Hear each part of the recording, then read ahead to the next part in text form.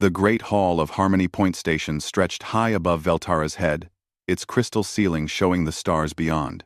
She stood on the platform wearing the ceremonial robes of her people, purple fabric that shimmered like water. Her skin, naturally crystalline and blue, caught the light from 1,000 worlds represented here today. She was a princess of the Zothreen Empire, daughter of Emperor Zarthun, and she was about to marry a human. The thought made her stomach turn. Around her, representatives from dozens of species watched in silence. The tension in the room was thick enough to taste. For 3 years, her people and the humans had circled each other like predators. Ever since the incident at Kepler 442, ships had been destroyed, lives had been lost, war had seemed certain. This marriage was supposed to stop it. Veltara looked across the platform at the human who would be her husband. Commander Jake Collins stood in his dress uniform, dark blue with silver trim.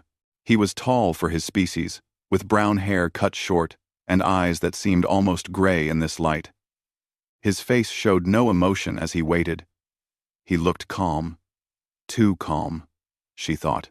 Humans were supposed to be emotional creatures, driven by feelings they could barely control. That was what all the reports said.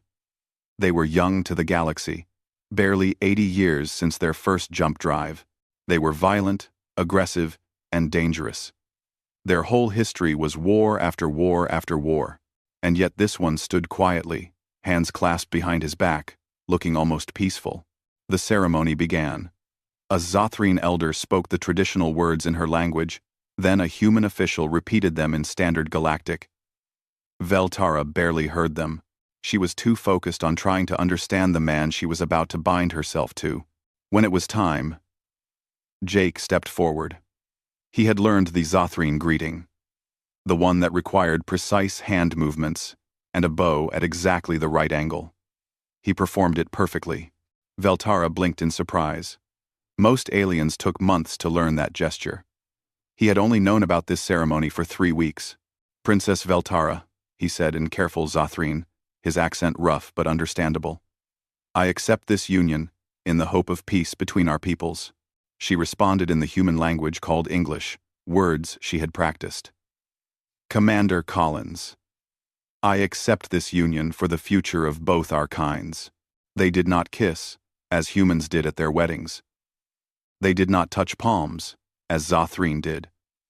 Instead, they simply stood together, as the officials declared them bound by treaty and tradition. The hall erupted in polite applause that sounded hollow. This was not a marriage of love. Everyone knew it. This was politics, wearing the costume of romance. Later, in the reception hall, Veltara stood beside Jake as dignitaries approached them one by one. Each offered congratulations that felt empty. Her father approached, his face unreadable.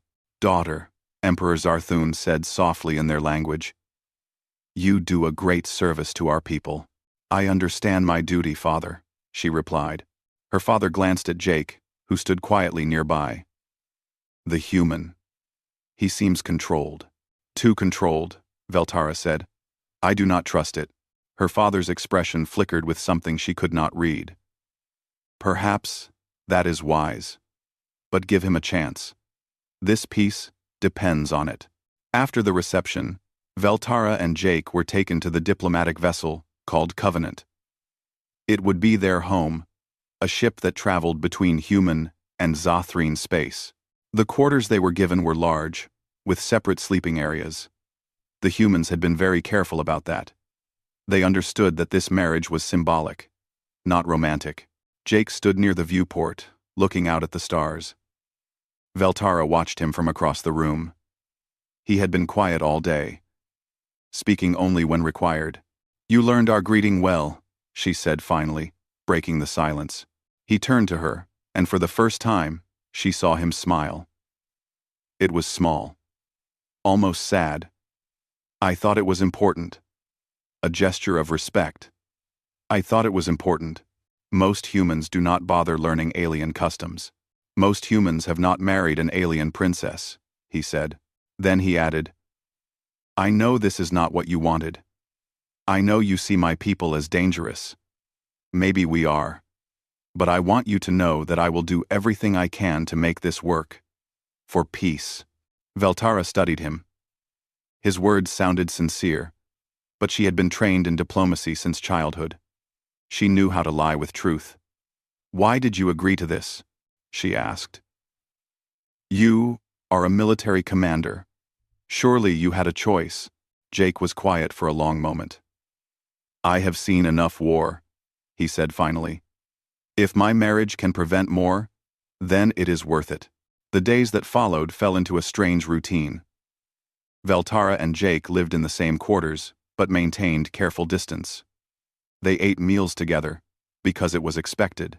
They attended diplomatic functions as a united front. But they were strangers, sharing space. Nothing more.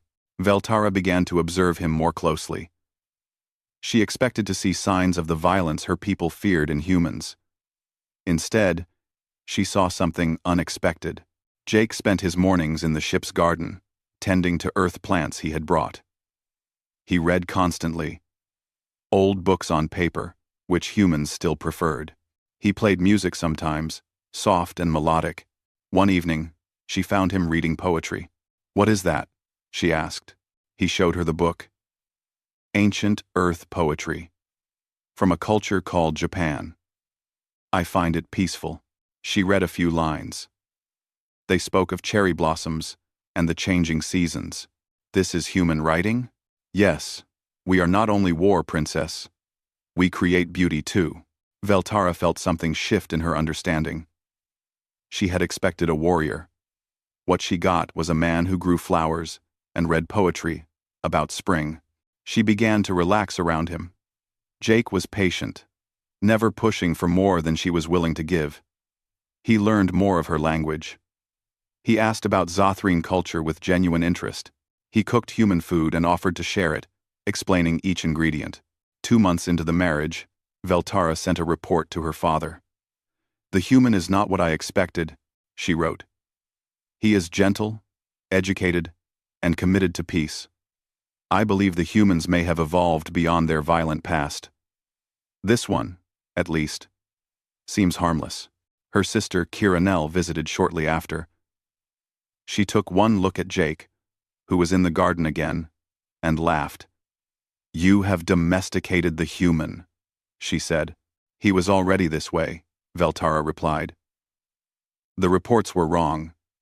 They are not all warriors. Kiranel's expression turned serious. Sister, do not be a fool. Humans do not send their weakest to negotiate. They send their strongest. Ask yourself why a military commander was chosen for this marriage. Because he wants peace, like I do. Her sister shook her head. Believe what you want. But remember, predators are most dangerous when they appear harmless. After Kiranel left, Veltara tried to dismiss her words. But doubt had been planted. She began to notice small things. Jake never mentioned his military service. His quarters had no photographs, no awards, nothing from his past. When she asked about his career, he changed the subject. One night, she heard him cry out in his sleep. She went to check on him and found him sitting up, breathing hard. Just a dream, he said when he saw her. Old memories. They mean nothing. But Veltara saw something in his eyes in that moment. Something dark and distant. It was gone in a second, replaced by his usual calm expression. Jake, she said carefully. What did you do? Before this marriage? He looked at her for a long time. What was necessary, he said. But that is past. Now I do what is right. She wanted to ask more, but something in his tone stopped her. Instead, she returned to her room, wondering for the first time if she really knew the man she had married at all. Outside the viewport, the stars turned slowly, indifferent to the questions of those who traveled among them. 6 months had passed since the wedding, and Veltara found herself thinking of Jake as something close to a friend. It surprised her how much things had changed. The man she had feared and resented now made her laugh with his stories about Earth. He showed her recordings of his home planet, things she had never imagined. This is an ocean, Jake said, playing a video on the display screen. Water stretched endlessly, blue and moving. Waves crashed against rocks. 70% of Earth is covered in water like this. Veltara watched, mesmerized. Her world had water, but nothing like this. It is beautiful, she admitted. I grew up near one, Jake said. His voice held warmth she had not heard before. As a child, I would spend hours watching the waves. They are never the same twice. Do you miss it? She asked. Every day. He smiled. But it was sad. But this is more important. Building something new with you. With our peoples. These moments confused Veltara. The more time she spent with Jake, the less he seemed like the dangerous human she had been warned about. He was kind. He was thoughtful. He remembered small details about her preferences.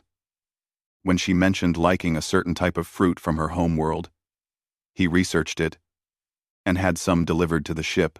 They began eating breakfast together not because they had to, but because they wanted to. They shared books, recommending favorites to each other. Jake introduced her to human music, and she taught him Zathreen meditation techniques.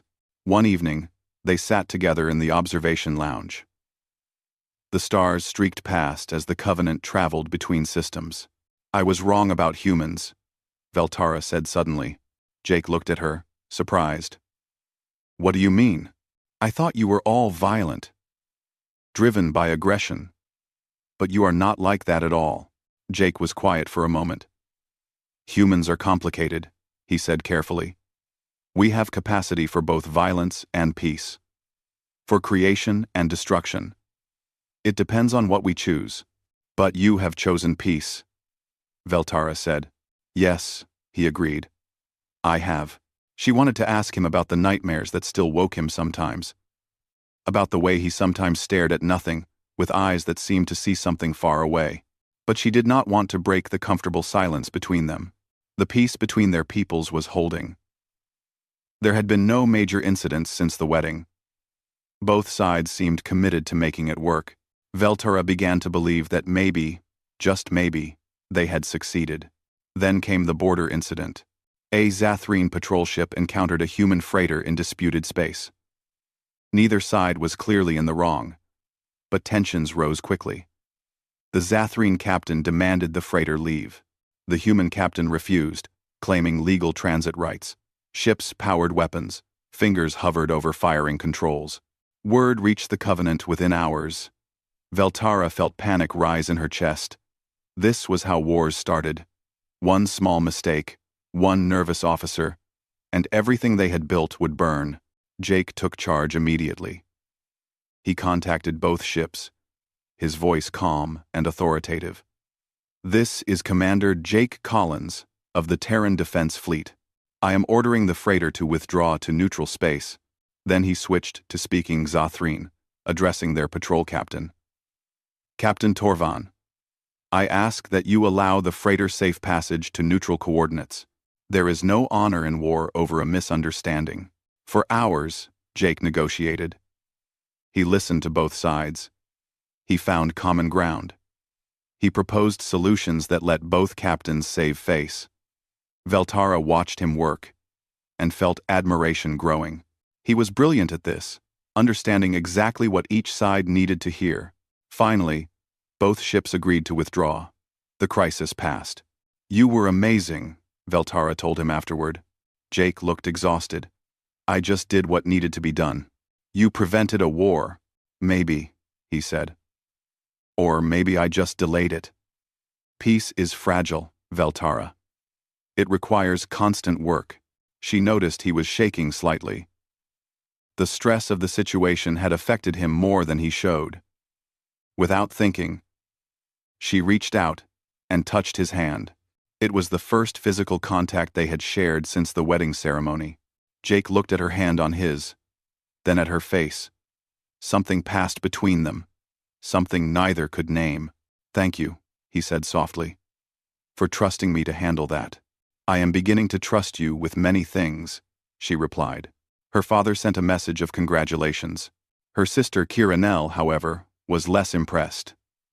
"He talks well," she wrote to Veltara. "But words are easy. Predators know how to calm their prey." Veltara dismissed the message, but it bothered her more than she wanted to admit. She began to notice things she had missed before. Jake's quarters were still bare of personal items. When other human officers visited the ship, they treated Jake with unusual deference, even those who outranked him. There was respect in their eyes, but also something else. Something like fear. One day, Captain Lisa Morgan visited. She was Jake's former commanding officer. A stern woman with sharp eyes. She and Jake spoke privately, but Veltara overheard part of their conversation. "You are doing well here," Morgan said. "But do not forget who you are, Jake." "What? You are?" "I have not forgotten," Jake replied. "But I am choosing to be something else now." "Can you choose that?" Morgan asked. "Or is it just sleeping?" Veltara did not hear Jake's response. That night, she asked him directly. "Jake, what did you do before this? What was your role in the military?" He looked at her for a long time. "I was special operations," he said finally. "I went places where normal soldiers could not go. I did things that needed to be done." "Kreese, what kind of things?" "The kind we do not talk about," he said. His voice was gentle, but there was steel underneath. "The kind that let other people sleep safely at night." "Were you good at it?" Jake's expression did not change. "I was very good at it." Something cold touched Veltara's spine. She saw him clearly for a moment. Really saw him. This gentle man who grew flowers and read poetry had another side. She had just never seen it. "But I left that behind," Jake said, as if reading her thoughts. "I want to build, not destroy. You made me remember that I could choose that." She wanted to believe him. She did believe him. But doubt had crept in. Over the following weeks, Veltara tried to learn more about Jake's past. The human military records were classified, but she had ways of getting information. What she found was strange. There were huge gaps in his service record, missions with no details, commendations with no explanations, and a nickname that appeared in several encrypted files, Wraith 1. When she searched for information about that name, she found nothing. She did not confront Jake about it. Part of her did not want to know. The Jake she knew was kind and peaceful. The Jake who tended his garden and cooked her breakfast and talked about building a better future. She did not want to meet whoever Wraith 1 was, but Kira Nell's words echoed in her mind. Predators are most dangerous when they appear harmless. 3 weeks before everything changed, Veltara and Jake were invited to New Meridian. It was a new colony, jointly built by humans and Shathreen. The first of its kind. They were going to attend a celebration, a festival of peace. Jake seemed excited about it. "This is what it is all about," he said, as they prepared for the trip. "Our peoples, working together, building together. This is the future. Our peoples." Veltara smiled at his enthusiasm. She pushed her doubts aside. Maybe she was overthinking everything. Maybe Jake really was exactly what he seemed. They boarded a shuttle for New Meridian, joining dozens of other diplomats and officials. The planet appeared in the viewport, green and blue, with settlements visible from orbit. It looked peaceful. It looked like hope. Neither of them knew that in less than a week, that peace would shatter, and Veltara would finally learn what her husband really was. New Meridian was beautiful. Veltara stood on the balcony of the settlement's central hall, watching the sunset paint the sky in shades of orange and purple. Below, humans and Shathreen walked together through the streets, talking and laughing. Children of both species played in the parks. It was everything the peace was supposed to create. Jake stood beside her, smiling at the scene. "This is worth it," he said. "All of it. Every difficult moment, every compromise. This makes it worth it." Veltara felt warmth in her chest. "I agree," she said. I never thought I would see our peoples like this. The celebration that evening was joyful. Music played, mixing human and Zothreen styles. Food from both cultures was shared. Veltara tried human dishes she had never tasted before. Jake danced with her in a way that blended their traditions, making the other guests laugh and applaud. For the first time since their wedding, Veltara felt genuinely happy. She looked at Jake and saw not just a diplomatic partner, but someone she cared about. Someone who maybe cared about her, too. They retired late to their quarters in the settlement's guest building. Veltara fell asleep quickly, exhausted but content. She woke to the sound of explosions. The room shook. Alarms screamed. Veltara stumbled out of bed, confused and terrified. Jake was already up, moving to the window. His face had changed completely. The gentle expression was gone, replaced by something cold and focused. "Get dressed," he said. His voice was different, hard, commanding. "Now. Move fast. What is happening? We are under attack." He was pulling on clothes, moving with frightening speed. Talon hegemony. At least 3 ships in orbit. Ground forces already landing. Outside, the sky was burning. Vessels streaked overhead, dropping pods that crashed into the settlement. Explosions bloomed like deadly flowers. Screams rose from the streets. Jake went to a panel on the wall and entered a code. The panel slid open, revealing weapons. Veltara stared in shock. "How did you know that was there?" "No. I know a lot of things," Jake said. He was loading equipment onto his body with practiced efficiency. Pistols, knives, grenades, things she had never seen him touch before. "When you live like I have, you learn to prepare." He turned to her, and Veltara barely recognized him. His eyes were different, cold, empty of the warmth she had grown used to. "I need you to get to the emergency shelter. 3rd level down. West corridor. Can you do that? What about you? I have work to do." He checked his weapons one final time, then moved to a communication panel. His fingers flew over the controls, entering codes. "This is Wraith 1, he said into the speaker. His voice was calm, almost casual. "Authorization. Collins, Theta 9. I am going active. Send the cavalry. Wraith 1. "Jake, what is Wraith 1? He looked at her, and for a moment, she saw regret in his eyes. "It is who I was before I met you. Who I have to be again. Just for a while." He moved to the door. "Get to the shelter, Veltara. Stay there until I come for you. Do not come out for anyone else. Drom, Jake, I am sorry you have to see this." Then he was gone, moving into the burning hallway. Veltara stood frozen for a moment, then her training took over. She dressed quickly and moved toward the shelter, as Jake had instructed. The hallways were chaos. People running, screaming. She helped where she could, guiding others toward safety. The shelter was a reinforced room deep underground. Dozens of people were already there, humans and Zothreen huddled together in fear. Veltara entered and immediately looked for a way to see what was happening outside.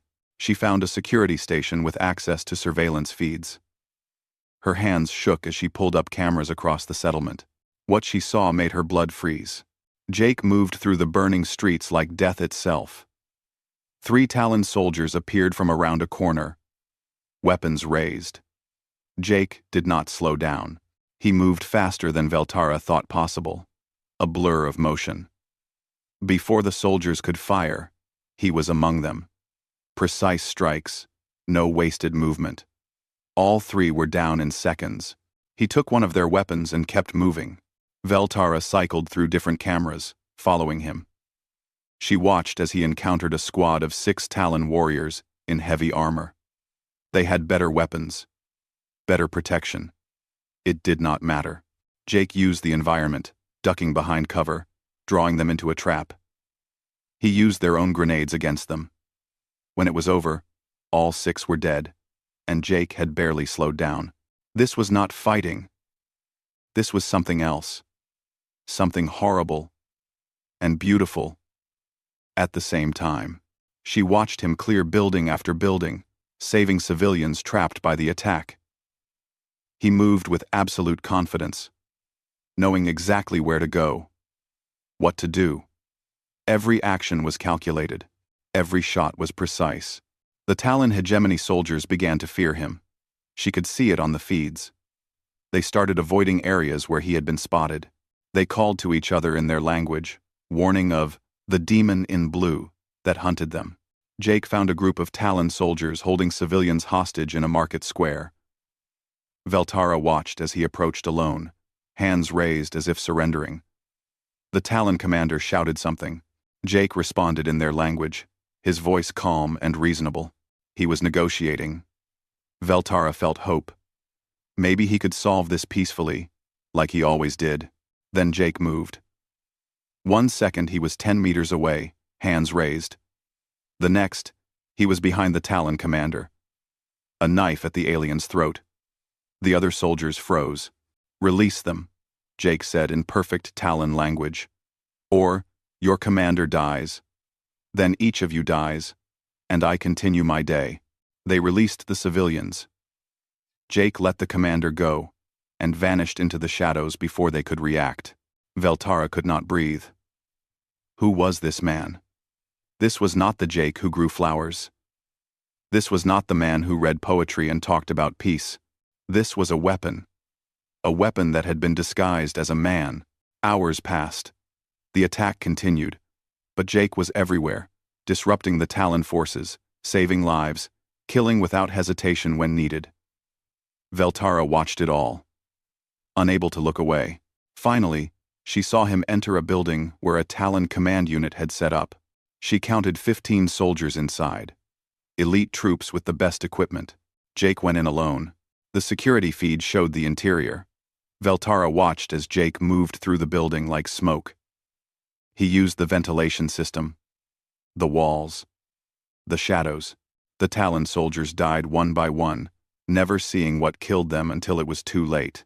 When only the commander remained, Jake stepped out of the shadows. The Talon commander was a huge creature, twice Jake's size. It roared and charged with a massive blade. Jake did not run. He moved sideways, used the commander's own momentum against it. The blade missed by centimeters. Jake struck pressure points Veltara did not know existed. The massive alien collapsed. Jake did not kill this one. He secured the commander and activated a communication device. "Command center neutralized," he said into his comm. "Commander captured. Send security teams." Then he looked up, directly at the camera Veltara was watching through. For a moment, their eyes met across the distance. Jake's expression was unreadable. Veltara pulled back from the screen, her whole body shaking. She had been so wrong. The humans had not sent her a diplomat who could fight. They had sent her a warrior who could pretend to be a diplomat. Everything Jake had shown her, the gardens, the poetry, the gentle conversations, had that all been a lie? A performance? Or was it real, and this violence was the lie? She did not know anymore. She did not know anything. Around her, people in the shelter were crying, praying, hoping for rescue. Veltara sat in silence, watching the feeds as human reinforcements began to arrive. Ships descended from orbit, soldiers deployed, and through it all, Jake moved through the settlement. A fallen star burning everything it touched, protecting what it loved, even as it destroyed. The human fleet arrived like thunder from a clear sky. Veltara watched from the shelter's observation screens as warships dropped out of faster-than-light travel, already in attack formation. Destroyers, cruisers, fighter carriers. They moved with precision that spoke of endless training. But it was not the ships that frightened her. It was what came out of them. Drop pods fell from orbit like rain, each containing human soldiers. They hit the ground, hard and fast, doors bursting open before the pods had fully stopped. Marines poured out, weapons ready, moving with purpose. Veltara had studied military tactics as part of her diplomatic training. She knew how most species fought. Zothreen warriors formed traditional battle lines, using shields and coordinated volleys. The Talon hegemony relied on superior firepower and heavy armor. Humans did neither. They flowed across the battlefield like water, breaking into small groups that moved independently but somehow worked together perfectly. They used buildings as cover, disappeared into alleys, appeared where they were not expected. They adapted constantly, changing tactics every few minutes. The Talon forces had no answer for it. A group of Talon soldiers set up a defensive position at a major intersection. It was well-chosen ground with good sight lines and strong fortifications. By traditional military thinking, it would take hours and heavy casualties to break. The humans took it in 12 minutes. They did not attack directly. Instead, they came from 3 different directions at once. Some created a distraction with heavy fire from the front. Others scaled buildings and attacked from above. A third group breached through an underground service tunnel. By the time the Talon soldiers realized what was happening, it was over. Veltara cycled through different camera feeds, watching similar scenes across the settlement. Everywhere, human forces were winning not through strength, but through creativity. They turned the Talon's own tactics against them. They used psychological warfare, making the enemy paranoid and scattered.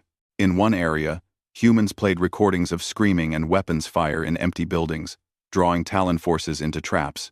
In another, they hacked Talon communications and fed false orders, causing friendly fire incidents. This was not the clean, honorable warfare Veltara had been taught to respect. This was dirty, clever, and absolutely devastating. A notification appeared on her screen. Captain Lisa Morgan was entering the settlement with reinforcements. Veltara found the camera feed, showing the landing zone. Morgan stepped out of her transport, surveyed the battlefield, and started giving orders. Her people moved immediately. No questions asked. Morgan's team headed toward the shelter. Veltara felt relief mixed with anxiety. She still did not understand what was happening, who these humans really were. When Morgan entered the shelter, her presence was like a cold wind. She scanned the room, assessing everyone in seconds. Her eyes found Veltara. "Princess," Morgan said, approaching. "You are safe." "Good." "Captain Morgan," Veltara replied. "What is happening? Where is Jake?" "Commander Collins is securing the eastern sector." Morgan's expression was unreadable. "He is doing what he does best." "What he does best," Veltara repeated.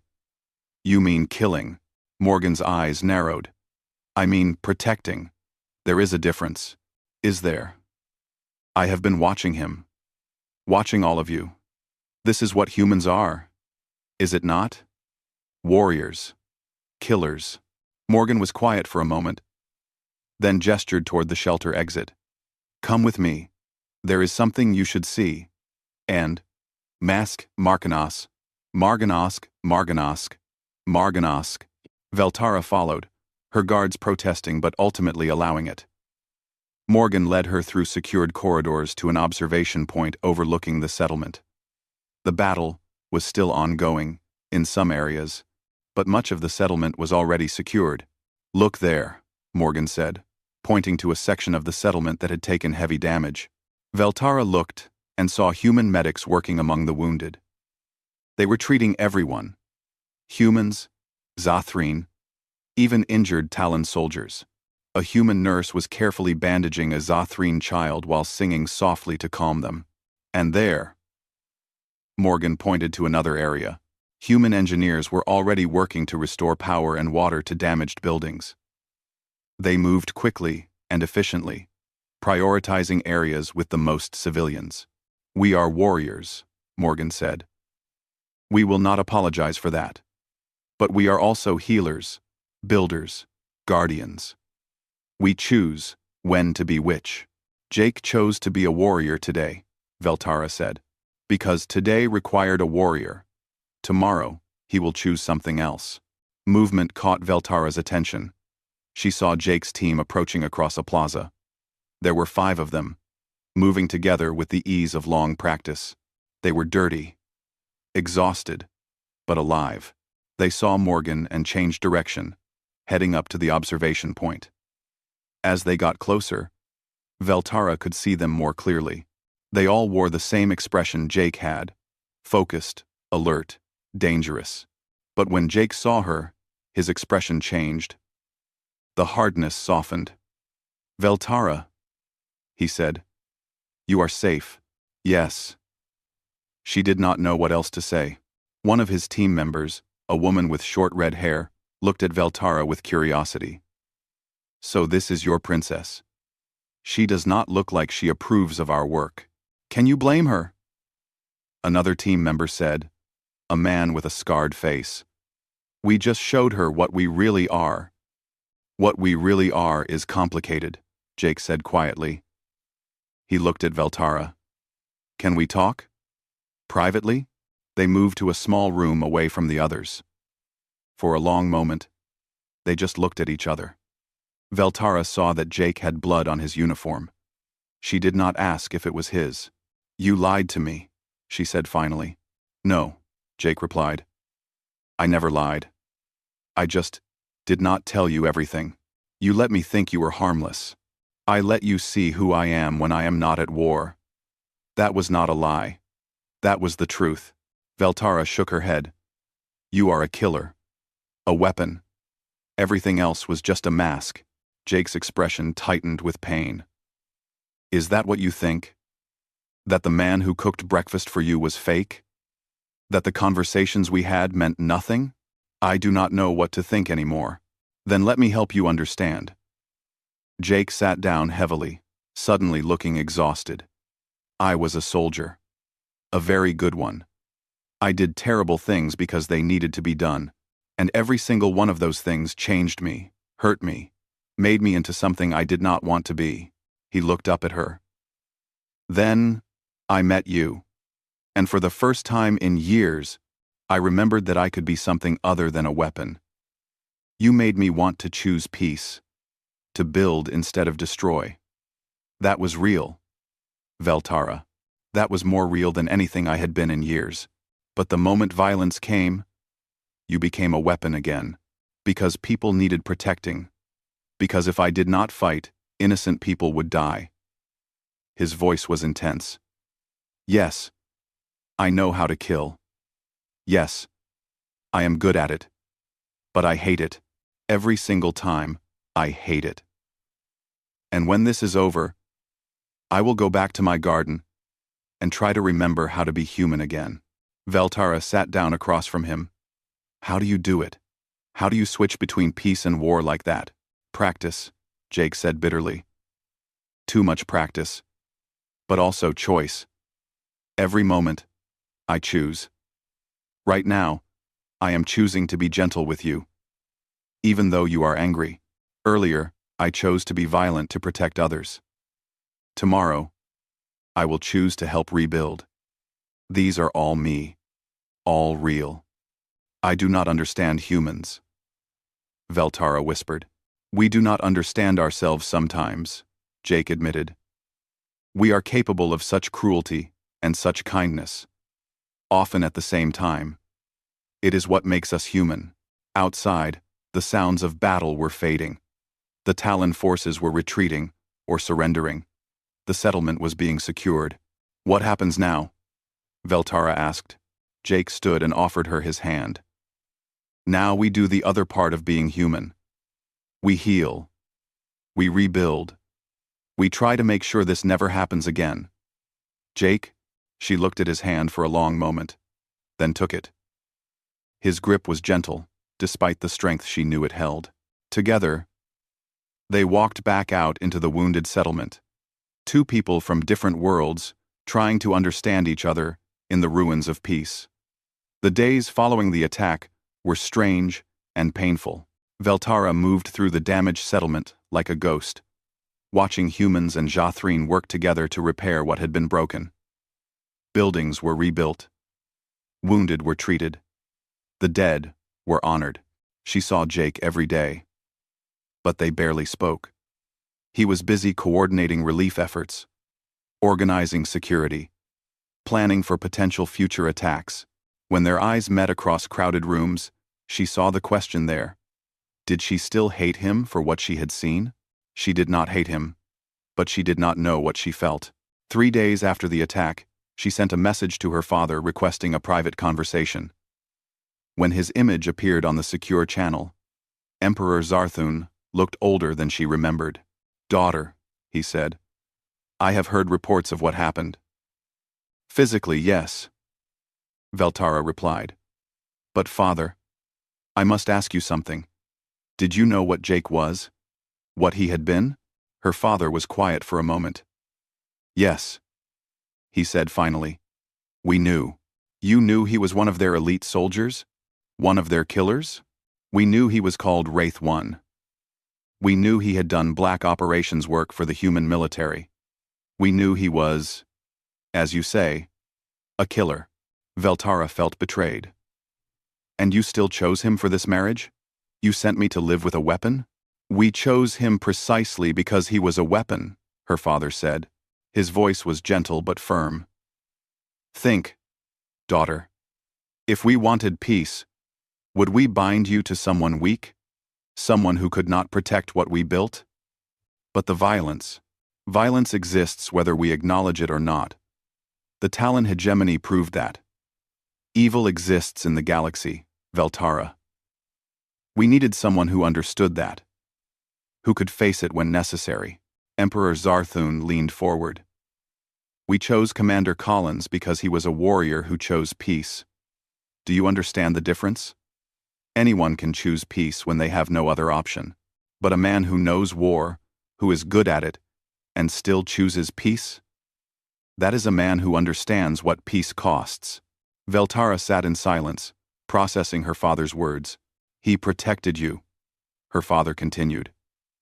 "He protected the settlement. He did what needed to be done. And from what I hear, he hated every moment of it. That is the man we wanted you to marry. Not a diplomat who talks of peace but has never known war. A warrior who knows war and chooses peace anyway." After the call ended, Veltara sat alone for a long time. She thought about Jake tending his garden, reading poetry, cooking breakfast. Were those the actions of a man pretending to be peaceful, or the actions of a warrior desperately trying to remember his humanity? She found him 2 days later in the settlement's temporary greenhouse. He was working with some of the earth plants that had been damaged in the attack, trying to save them. His hands moved carefully among the delicate stems.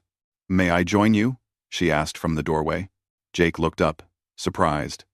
"Of course." She entered and stood beside him, watching his hands work. "You are trying to save them," she observed. "Yes. These bamboo shoots are from my family's garden on Earth.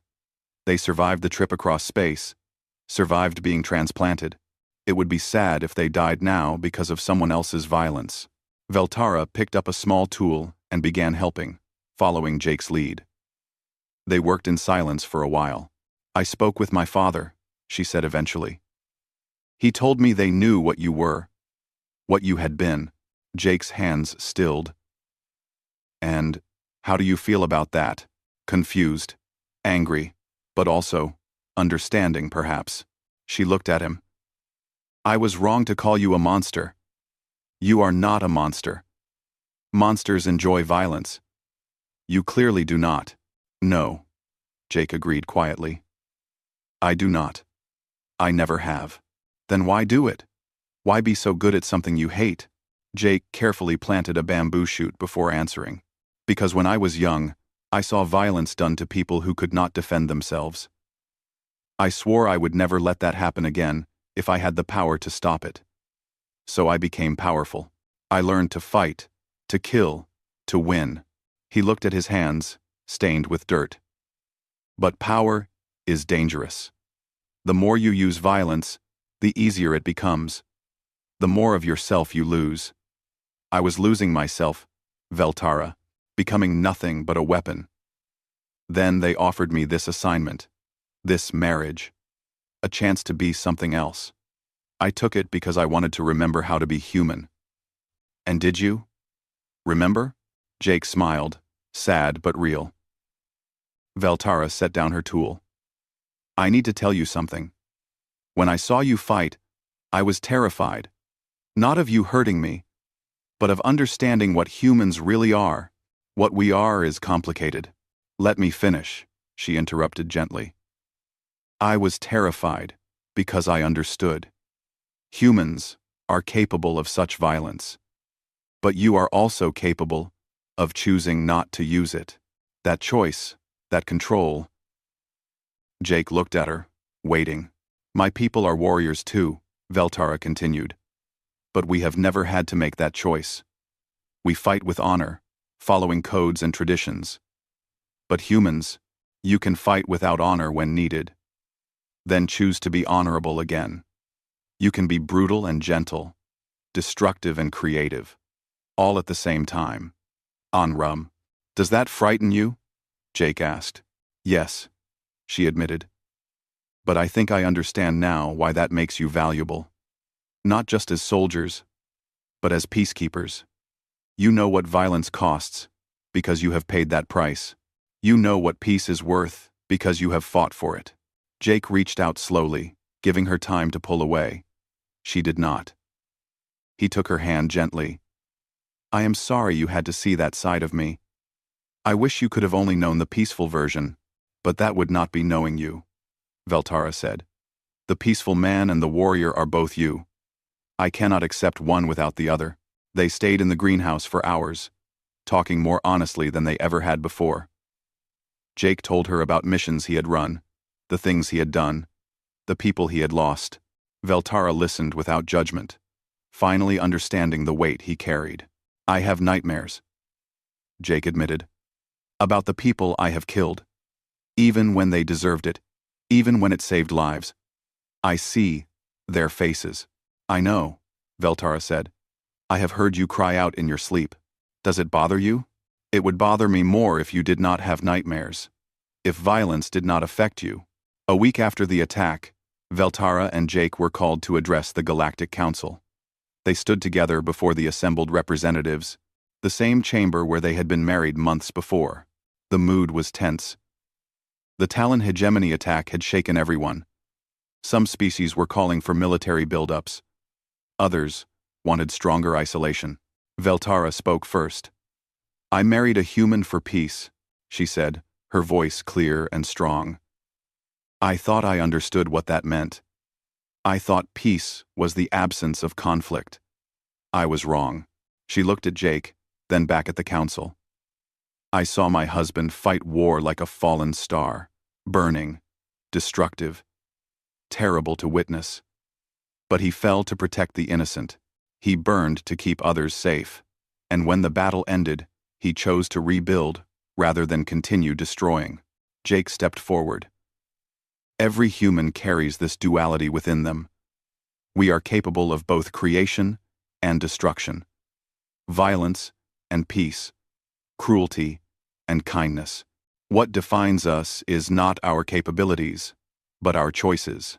Together, they presented their proposal, a joint defense force, combining human and Zothrine forces, not to wage war, but to protect those who could not protect themselves, to stand against violence while choosing peace. We do not propose an army of conquest, Veltara explained. We propose guardians who understand the cost of war because they have paid it. Warriors who choose peace because they know what the alternative costs. The debate lasted for hours. Some supported the idea, others opposed it. But slowly, support grew. The proposal passed with a narrow majority. The first combined human Zothrine defense force would be established, with Jake and Veltara overseeing its creation. That night, back on the Covenant, they stood together at the viewport, watching Earth rise over the lunar horizon.